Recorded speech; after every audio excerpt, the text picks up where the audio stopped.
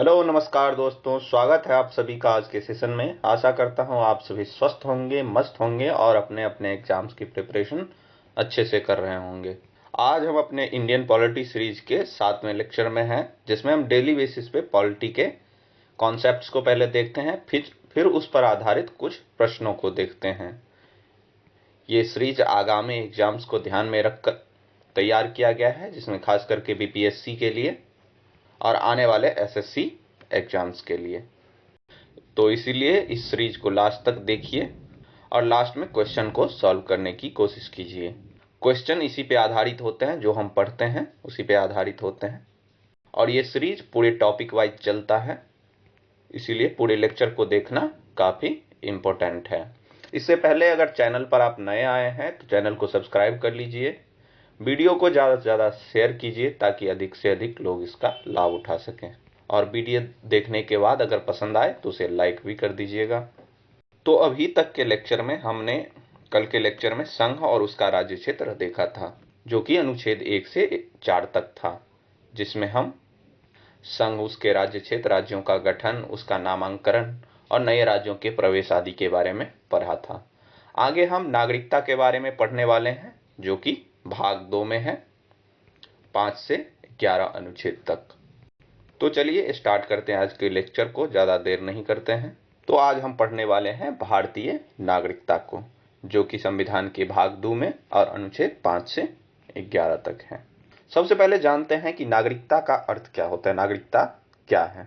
तो नागरिकता का सामान्य अर्थ व्यक्ति और राज्य के अंतर संबंधों की घोषणा करना है। या इसका अर्थ क्या हुआ, यानी एक व्यक्ति किस राज्य या राष्ट्र का रहने वाला है, ये बताता है उसकी नागरिकता। यानी हम भारतीय हैं तो भारतीय होने का जो प्रमाण है हमारा, वही हमारी नागरिकता है। भारत में बात करें तो भारत में एकल नागरिकता का प्रावधान है, और यह प्रावधान जो है वह इंग्लैंड के संविधान से लिया गया है, जहां पे भी एकल नागरिकता का प्रावधान है। वहीं यूएसए यानी यूनाइटेड स्टेट ऑफ अमेरिका की बात करें तो वहां पे दोहरी नागरिकता का प्रावधान है, यानी एक राष्ट्र की नागरिकता और एक वहां के स्थानीय राज्य की नागरिकता होती है, और दोनों अलग अलग होती हैं। जबकि भारत में आप किसी भी राज्य, किसी भी क्षेत्र के हों, आपकी एक ही नागरिकता होती है। भारत के नागरिक जो होते हैं वह राज्य के पूर्ण सदस्य होते हैं और उन्हें सभी नागरिक और राजनीतिक अधिकार प्राप्त होते हैं। दूसरी, अगर कोई दूसरे देश का है यानी विदेशी नागरिक है, तो उन्हें भारत में सभी अधिकार, राजनीतिक अधिकार या सामाजिक अधिकार प्राप्त नहीं होते हैं। तो अगर आप भारत के नागरिक हैं तो भारत के किसी भी पद पर आसीन होने के लिए योग्य है, अगर आप योग्यता की कसौटी को पूरा करते हैं। आपको सभी प्रकार के मौलिक अधिकार प्राप्त हैं और साथ ही नागरिक होने के साथ के कारण आपके कुछ कर्तव्य होते हैं जिनको पालन आपको करना चाहिए, जैसे करों का भुगतान करना, राष्ट्रीय ध्वज और राष्ट्रगान का सम्मान करना, देश की रक्षा करना आदि एक नागरिक का कर्तव्य माना जाता है। तो नागरिकता का यह अर्थ है। अब हम जानेंगे भारत में जो नागरिकता मिलती है, सबसे पहले उसके कुछ हिस्टोरिकल, ऐतिहासिक पक्ष को जानेंगे, जो यह क्रम किस प्रकार से है। जैसे हमारे देश का विभाजन हुआ, कुछ लोग इधर से उधर गए, कुछ लोग उधर से इधर आए, तो उसकी नागरिकता किस प्रकार डिसाइड होगी, या आज़ादी के बाद भारत की लोगों की नागरिकता किस प्रकार निर्धारित की गई, सबसे पहले उसको देखेंगे।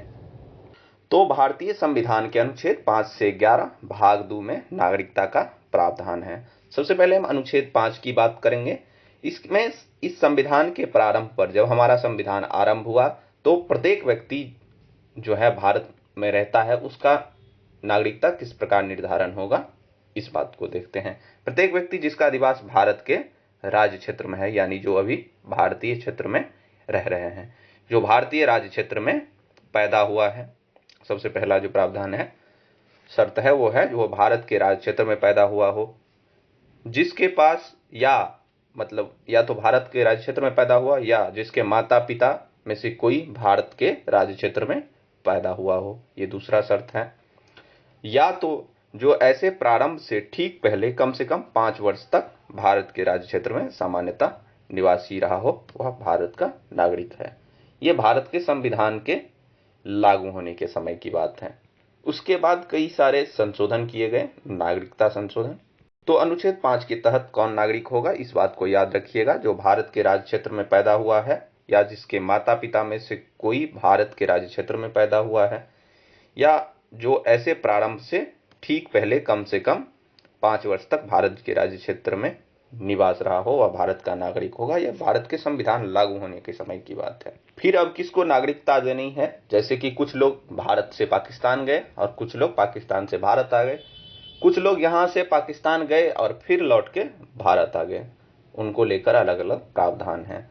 जैसे संविधान का अनुच्छेद 6 है, वे उन व्यक्तियों की नागरिकता की बारे में बात बताता है जो भारत और पाकिस्तान के बीच विभाजन के समय पाकिस्तान से भारत आए थे।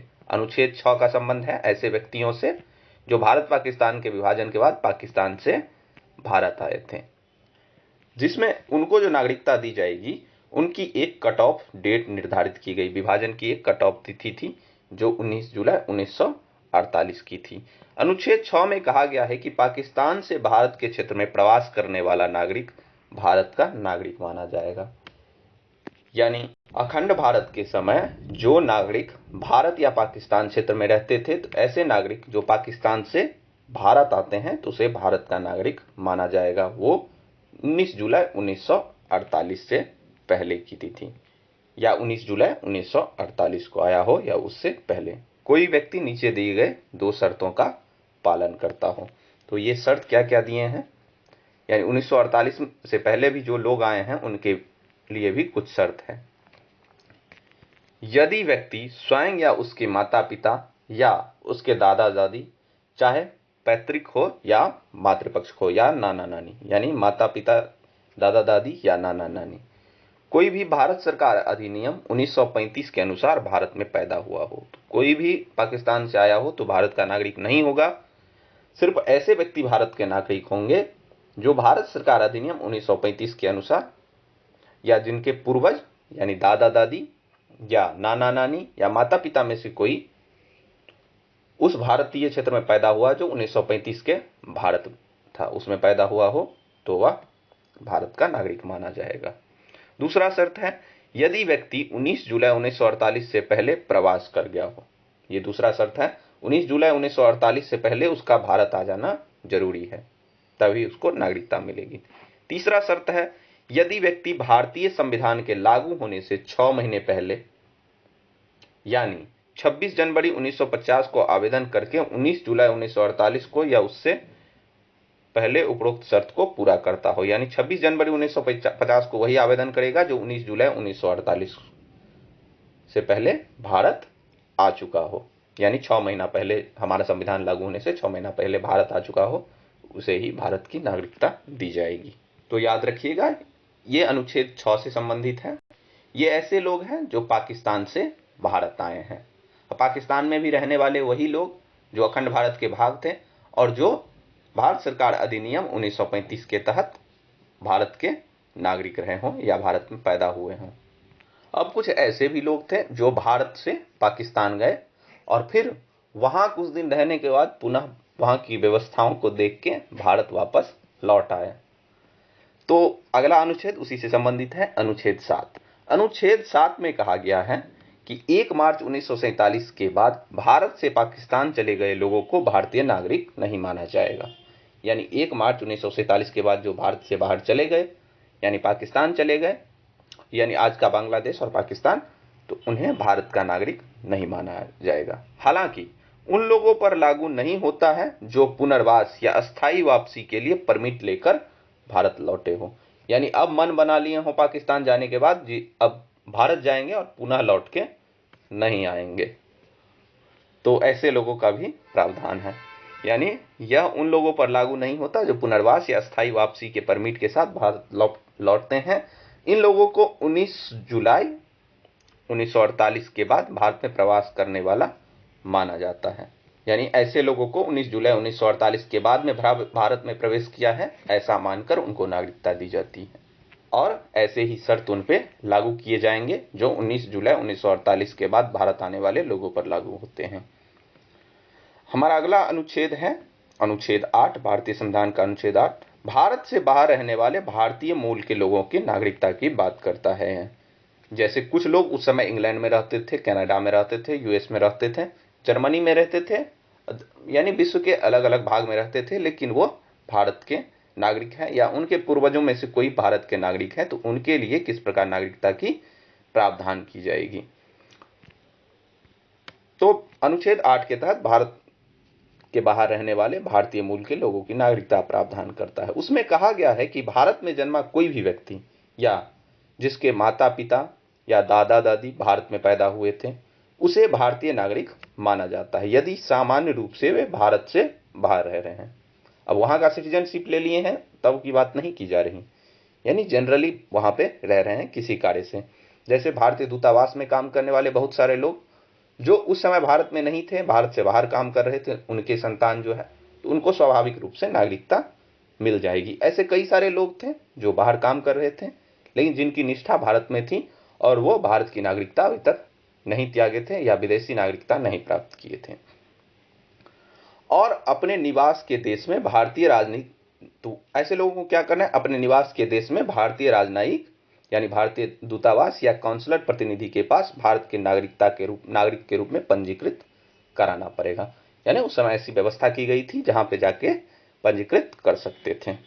इसमें यह भी कहा गया कि यदि कोई व्यक्ति स्वेच्छा से किसी दूसरे देश की नागरिकता प्राप्त कर लेता है तो वह भारत का नागरिक नहीं हो सकता है, यानी उनकी भारत में भारतीय नागरिकता में ही बने रहना आवश्यक है। अगर वो दूसरे देश की नागरिकता ले लेते हैं तो भारत की नागरिकता स्वतः ही समाप्त मानी जाएगी।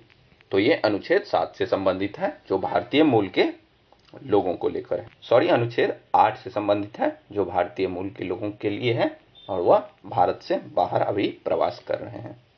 जहां तक बात है नागरिकता की, तो भारत में एकल नागरिकता का प्रावधान है, एक ही नागरिकता होगी भारत की। और अब आप अगर किसी विदेशी देश की नागरिकता प्राप्त कर लेते हैं तो भारतीय नागरिकता आपकी समाप्त हो जाएगी।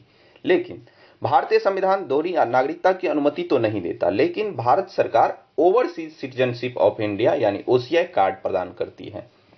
ओसीआई कार्ड धारकों को कई सारे लाभ मिलते हैं, हालांकि वो भारत के नागरिक नहीं है, लेकिन वो overseas citizenship of India OCI card धारक होने के कारण उनको कुछ सुविधाएं दी जाती हैं, जिसमें भारत में वीजा मुक्त यात्रा करना, अनिश्चित काल तक भारत में रहने और काम करने का अधिकार, भारत में संपत्ति रखने का अधिकार शामिल है। ये ओसीआई कार्ड धारकों के लिए है। हमारा अगला अनुच्छेद है अनुच्छेद 9, जो दोहरी नागरिकता के प्रावधान को रोकता है। अनुच्छेद 9 में कहा गया है यदि कोई व्यक्ति स्वेच्छा से किसी विदेशी देश की नागरिकता प्राप्त कर लेता है तो वह भारत का नागरिक नहीं हो सकता है। यदि आपने स्वेच्छा से किसी अन्य देश के नागरिक हो गए हैं या वहां की नागरिकता प्राप्त कर ली है तो आपकी भारतीय नागरिकता खत्म हो जाएगी, क्योंकि भारत में दोहरी नागरिकता का प्रावधान नहीं है, वह दोहरी नागरिकता को रोकती है। अगला अनुच्छेद है अनुच्छेद 10। अनुच्छेद 10 में कहा गया कि कोई भी व्यक्ति भारत का नागरिक होगा यदि वो संसद द्वारा बनाए गए किसी भी कानून के अधीन नागरिक बना रहेगा। यानी संसद ने जो नागरिक होने के लिए नियमावली निर्धारित की गई है, उन शर्तों को अगर वह पूरा करता है तो वह भारत का नागरिक माना जाएगा। यानी संसद शक्तिशाली है जो नागरिकता के प्रावधान को संशोधित कर सकती हैं, तो इस बात को याद रखिएगा। अगला अनुच्छेद है अनुच्छेद 11, जो संसद को नागरिकता संबंधी कानून बनाने का शक्ति देती है। 1950 के भारतीय संविधान के अनुच्छेद 11 के तहत संसद को नागरिकता से संबंधित कानून बनाने की शक्ति देता है। इस अनुच्छेद में कहा गया है कि संसद के पास नागरिकता के अधिग्रहण और समाप्ति के बारे में कानून बनाने की शक्ति है, यानी वह उसमें किस प्रकार का संशोधन कर सकती है। संसद के पास नागरिकता से संबंधी अन्य सभी मामलों में कानून बनाने की शक्ति है। यानी संसद का अधिकार जो है वह असीमित है, वह किसी भी भाग में संशोधन कर सकती है। जैसे पिछले प्रावधान भी जो किए गए हैं उसमें भी संसद संशोधन कर सकती है। जो पिछले प्रावधान थे वह भी संसद के अधिकार को सीमित नहीं करते हैं। अनुच्छेद नागरिकता के मामले में संसद की सर्वोच्चता स्थापित करती है। यह अनुच्छेद जो है अनुच्छेद 11, यह संसद को सर्वशक्तिमान बनाती है नागरिकता के मामले में। तो इस कथन को याद रखिएगा। इसी को लेकर सबसे पहले हमारा 1955 का नागरिकता संशोधन अधिनियम आया था, यानी सिटीजनशिप अमेंडमेंट बिल, जो बाद में एक्ट बन गया, सीएए। तो अनुच्छेद 55 में जब नागरिकता अधिनियम लाया गया, जिसमें नागरिकता की अवधारणा, अधिग्रहण और समाप्ति के तरीकों को परिभाषित किया गया, तो याद रखिएगा 1955 में पहली बार नागरिकता संशोधन अधिनियम लाया गया था, जिसमें नागरिकता की अवधारणा, उसके अधिग्रहण और समाप्ति के तरीकों को परिभाषित किया गया था। तो 1955 में जो हमारा नागरिकता संशोधन अधिनियम आया, इसमें कुछ प्रावधान किए गए थे कि नागरिकता का अधिग्रहण किस प्रकार हो सकता है और किस प्रकार उसकी हानि यानी नागरिकता खत्म हो सकती है। इसको लेकर कुछ शर्तें दी गई हैं, जिसको हम आगे देखेंगे। तो नागरिकता अधिनियम 1955 के आधार पर कोई भी व्यक्ति भारत का नागरिक हो सकता है यदि वह इन 5 शर्तों को पूरा करता हो। तो ये शर्तें क्या क्या हैं, याद रखिएगा, ये काफी इंपॉर्टेंट है। तो 1955 के आधार पर जो नागरिकता दी गई, उनको लेकर 5 शर्तें निर्धारित की गई हैं। वे शर्तें क्या क्या हैं? सबसे पहला शर्त है जन्म से, यानी 26 जनवरी 1950 को या उसके बाद, लेकिन 1 जुलाई 1987 से पहले भारत में जन्मे सभी व्यक्ति भारत के नागरिक होंगे। और 1 जुलाई 1987 को या उसके बाद, लेकिन नागरिकता संशोधन अधिनियम के तहत अधिनियम 2003 में लागू होने से पहले पैदा हुआ बच्चा भारत का नागरिक होगा, यदि उस दौरान उसके माता पिता में से कोई एक भारतीय नागरिक हो। तो नागरिकता संशोधन अधिनियम 2003 के लागू होने के बाद एक बच्चा जिसके माता पिता दोनों जन्म से भारतीय हैं या उनमें से कोई एक का जन्म भारत के भारतीय नागरिक अथवा दूसरा अवैध प्रवासी ना हो, तो उसे भारत का नागरिक माना जाएगा। इसमें कुछ ऐड कर दिए गए हैं आगे के संशोधन को भी, लेकिन याद रखिएगा कुल 5 प्रावधान किए गए। पहला था जन्म से, यानी जन्म से कोई अगर भारत में 26 जनवरी 1950 को या उसके बाद, लेकिन 1 जुलाई 1987 से पहले भारत में जन्मे हो, तो वह भारत का नागरिक है। अगला है वंश के आधार पर। 26 जनवरी 1950 से 10 दिसंबर 1992 के बीच देश के बाहर जन्मे व्यक्ति के पिता यदि भारतीय नागरिक है, तो वह व्यक्ति भी भारत का नागरिक माना जाएगा। फिर 10 दिसंबर 1992 को या उसके बाद देश के बाहर जन्मे व्यक्ति के माता पिता में से कोई एक का जन्म भारत का नागरिक के रूप में हुआ हो, कोई एक भारत का नागरिक हो, तो वह व्यक्ति भी भारत का नागरिक माना जाएगा।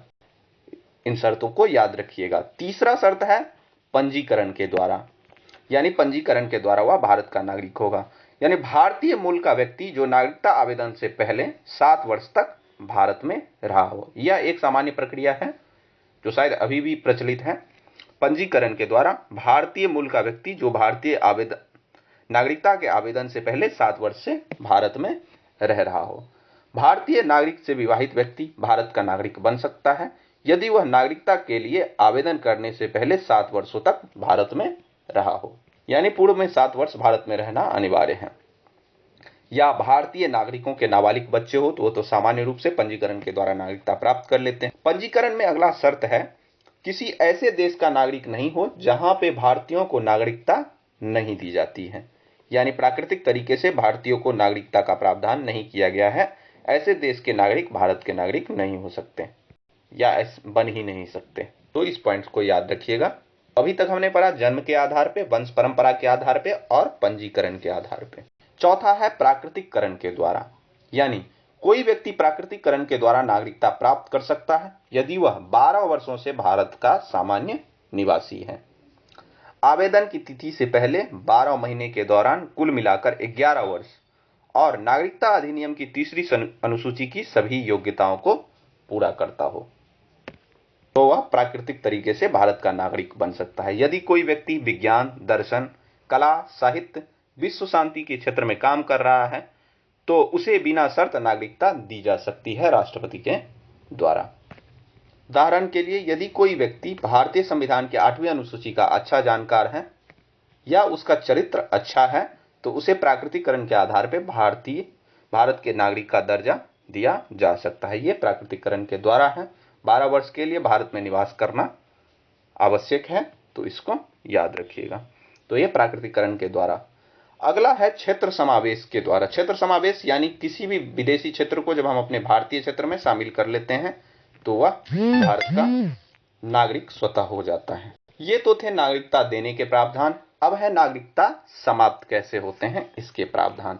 तो पहला है, सबसे पहला है नागरिकता का यदि वह स्वयं त्याग कर दे तो वह उसकी नागरिकता समाप्त हो जाएगी। दूसरा है समाप्ति के द्वारा। यदि कोई व्यक्ति स्वेच्छा से किसी अन्य देश की नागरिकता प्राप्त करता है तो भारतीय नागरिकता स्वतः समाप्त हो जाएगी, जिसका उल्लेख हमने अनुच्छेद 9 में पढ़ा था। तो यह है। तीसरा है वचन द्वारा। यदि नागरिकता गलत तरीके से प्राप्त की गई हो, यदि नागरिक ने संविधान के प्रति अनादर दिखाया हो, यदि नागरिक ने युद्ध के दौरान अवैध संबंध स्थापित किए हो, नागरिकता पंजीकरण के 5 वर्षों के दौरान उस नागरिक को किसी भी देश में 2 वर्ष की कैद हो गई हो, नागरिक सामान्यतः 7 वर्ष की अवधि से भारत से बाहर रह रहा हो, इस आधार पर उसे नागरिकता से खारिज किया जा सकता है। याद रखिएगा, यदि नागरिकता गलत तरीके से प्राप्त किया हो, नागरिकता संविधान के प्रति वह नागरिक जो है वह अनादर दिखाता हो, युद्ध के दौरान किसी अन्य विदेशी देश के साथ अवैध संबंध स्थापित किया हो, नागरिकता पंजीकरण के 5 वर्षों के दौरान अगर वह किसी देश में 2 वर्ष के लिए कैद में चला जाता है तो उसकी नागरिकता समाप्त हो जाएगी। और नागरिकता सामान्यतः 7 वर्ष की अवधि में भारत से बाहर रह रहा हो तो उसे भारतीय नागरिकता नहीं दी जाएगी या देने के बाद भी खारिज की जा सकती है। अभी कुछ वर्ष पहले काफी न्यूज में था सिटीजनशिप अमेंडमेंट एक्ट 2019 यानी 2019 का नागरिकता संशोधन अधिनियम CAA के बारे में हम लोगों ने काफी सुना था। इसमें क्या किया गया था, अफगानिस्तान, बांग्लादेश या पाकिस्तान से वहां के अल्पसंख्यक हिंदू, सिख, बौद्ध, जैन, पारसी या ईसाई समुदाय से संबंधित कोई भी व्यक्ति यदि 31 दिसंबर 2014 को या उससे पहले भारत में प्रवेश कर गया है, उसे अवैध प्रवासी नहीं माना जाएगा। यानी वो किसी तरह से प्रवेश किया हो 31 दिसंबर 2014 से पहले, यदि वो अल्पसंख्यक हिंदू, सिख, बौद्ध, जैन, पारसी या ईसाई समुदाय से संबंधित हो तो उसे अवैध प्रवासी नहीं माना जाएगा और उसे भारतीय नागरिकता दी जाएगी। अवैध प्रवासी की परिभाषा क्या है? अधिनियम अवैध प्रवासी को भारतीय नागरिकता प्राप्त करने से रोकता है। यह एक अवैध प्रवासी को एक विदेशी के रूप में परिभाषित करता है जो वैध पासपोर्ट या यात्रा दस्तावेज के बिना भारत में प्रवेश करते हैं या अनुमत समय से अधिक समय तक रहता है, उसे अवैध प्रवासी माना जाता है। लेकिन अफगानिस्तान, बांग्लादेश और पाकिस्तान से हिंदू, सिख, बौद्ध, जैन, पारसी और ईसाई जो 31 दिसंबर 2014 या इससे पहले भारत में प्रवेश कर गए हैं तो उन्हें अवैध प्रवासी नहीं माना जाएगा। और इन व्यक्तियों के समूह के लिए 11 साल की आवश्यकता को कम कर दिया गया। ऐसे करने से यह 5 साल में हो जाएगा, यानी इनको नागरिकता सिर्फ 5 वर्ष में प्रदान कर दी जाएगी। तो इस कथन को याद रखिएगा, 2019 के ये नागरिकता संशोधन अधिनियम में ऐसा किया गया था। फिर है अवैध प्रवासियों के लिए नागरिकता संबंधी ये प्रावधान संविधान की 6ठी अनुसूची में शामिल असम, मेघालय, मिजोरम और त्रिपुरा के जनजातीय क्षेत्रों पर लागू नहीं होता। यानी यदि वो वहां रहते हैं तो उनको नागरिकता नहीं मिलेगी क्योंकि यह अनुसूचित क्षेत्र हैं, ये ट्राइबल क्षेत्र हैं, तो इन्हें सामान्य क्षेत्रों में। इसके अलावा यह अरुणाचल प्रदेश, मिजोरम, मणिपुर और नागालैंड पर लागू, बंगाल पूर्वी सीमा नियम 1873 के तहत अनुसूचित इनर लाइन क्षेत्रों पर भी लागू नहीं होगा। तो याद रखिएगा किन किन क्षेत्रों में रहने से लागू नहीं होगा, तो इसको याद रखिएगा।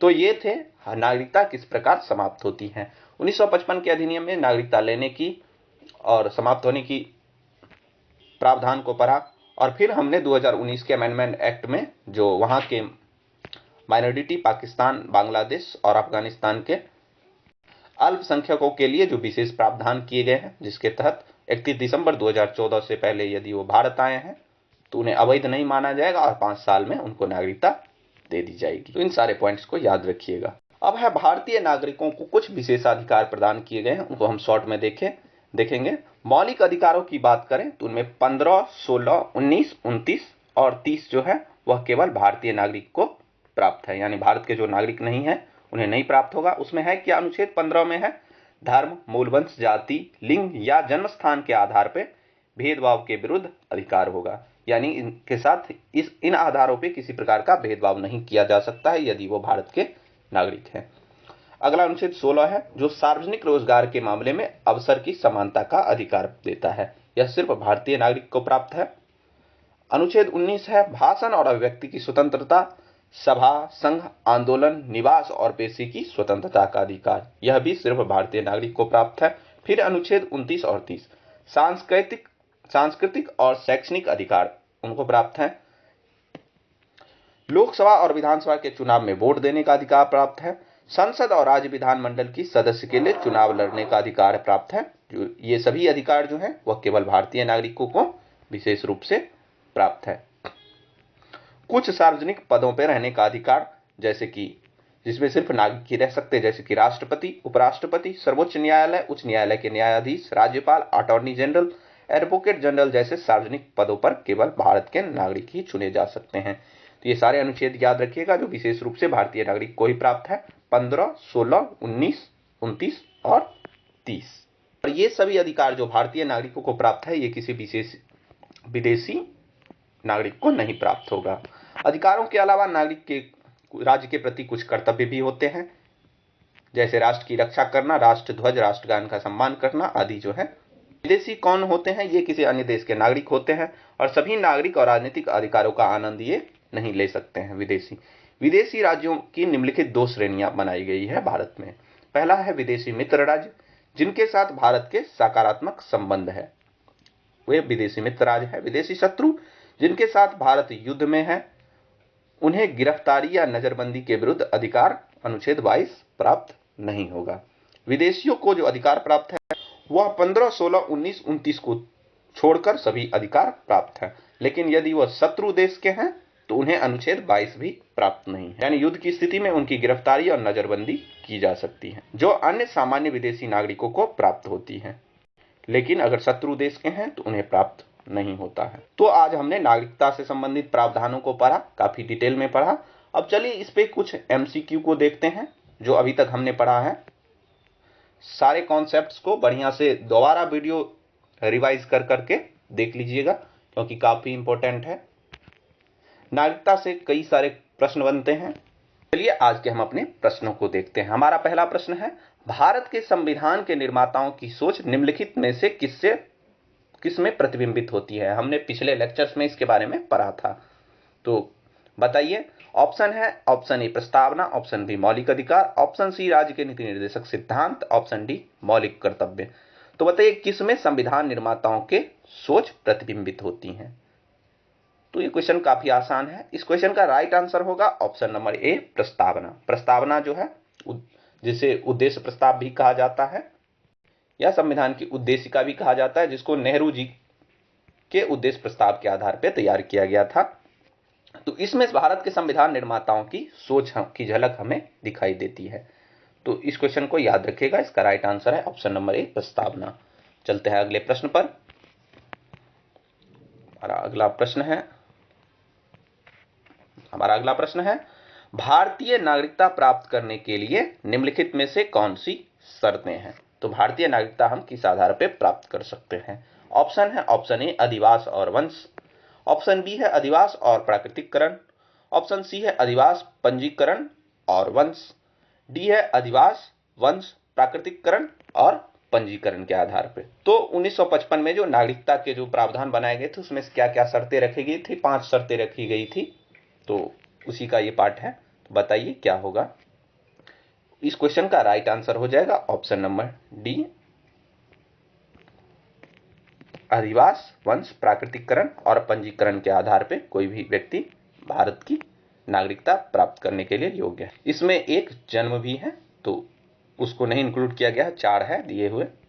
तो याद रखिए, वैसे है तो सभी, लेकिन इसमें पूरा दिया हुआ है, 4 दिया है, इसीलिए ये सबसे करेक्ट आंसर होगा। चलते हैं अगले प्रश्न पर। हमारा अगला प्रश्न है, भारतीय संविधान ने एकल नागरिकता की अवधारणा कहां से ली है?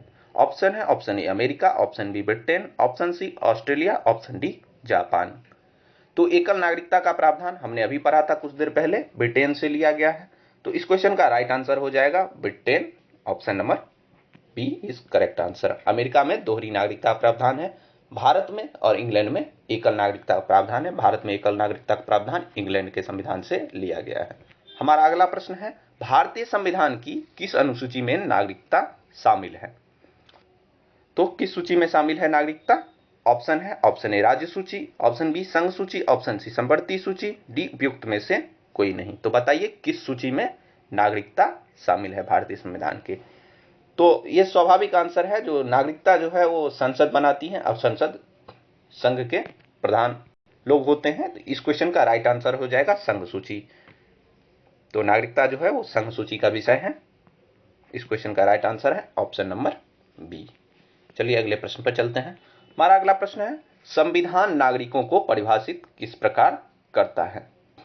ऑप्शन है, ऑप्शन ए भारत में जन्मा कोई भी व्यक्ति, बी है भारत में 5 वर्ष से अधिक समय तक बिताने वाला कोई भी व्यक्ति, सी है भारत में जन्मा कोई भी व्यक्ति या उसके माता पिता भारत में जन्मे हो, डी है संविधान नागरिक को परिभाषित नहीं करता है।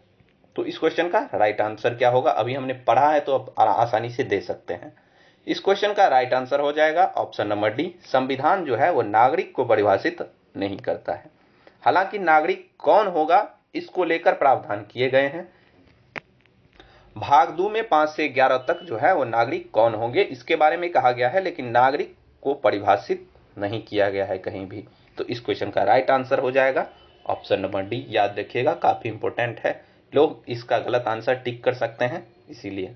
चलते हैं हम अपने अगले प्रश्न पर। प्रश्न है, संविधान के किस अनुच्छेद में पाकिस्तान से भारत आए व्यक्तियों के लिए नागरिकता देने का प्रावधान है? तो इस क्वेश्चन का राइट आंसर क्या होगा? ऑप्शन दिया है, ऑप्शन ए अनुच्छेद 5, ऑप्शन बी अनुच्छेद 6, ऑप्शन सी अनुच्छेद 7, ऑप्शन डी अनुच्छेद 8। अभी हमने कुछ देर पहले इसके बारे में पढ़ा था, जो पाकिस्तान से भारत आने वाले व्यक्तियों को नागरिकता देने का प्रावधान किस अनुच्छेद में है। तो इस क्वेश्चन का राइट आंसर हो जाएगा ऑप्शन नंबर बी, अनुच्छेद 6।